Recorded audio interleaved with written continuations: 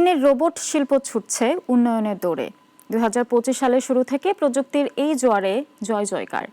শিল্প থেকে সেবা, হিউম্যানয়েড থেকে এআই, চীন জুড়ে রোবট প্রযুক্তির নতুন সম্ভাবনার দ্বার খুলছে। বিস্তারিত ডেস্ক রিপোর্টে।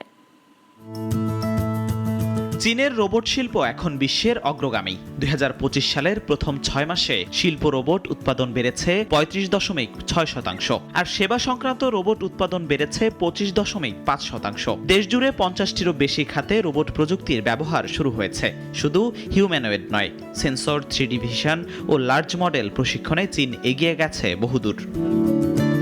দক্ষিণ চীনের শেনচেনে চালু হয়েছে 10 কিলোমিটার দীর্ঘ ইনোভেশন করিডোর। রোবট উপত্যকা নামে পরিচিত এই কেন্দ্র এখন রোবোটিক্স ও এমবডিড এআই এর জমজমাট হাব। এখানে কোম্পানিগুলোর মধ্যে ঘনিষ্ঠ সমন্বয় তৈরি হয়েছে, যা উদ্ভাবনকে ত্বরান্বিত করছে। বর্তমানে চীনে 9,30,000-এর বেশি রোবট সংশ্লিষ্ট কোম্পানি রয়েছে।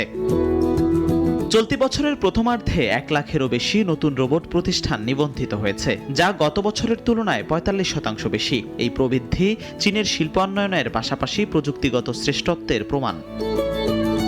শেনচেনের রোবট উপত্যকা শুধু উৎপাদনই নয়, গবেষণা ও উদ্ভাবনের ক্ষেত্রেও নতুন মানদণ্ড স্থাপন করছে। চীনের রোবট শিল্প বিশ্বকে নতুন পথ দেখাচ্ছে। শিল্প, সেবা ও প্রযুক্তির এই সমন্বয় ভবিষ্যতের অর্থনীতির ভিত মজবুত করছে।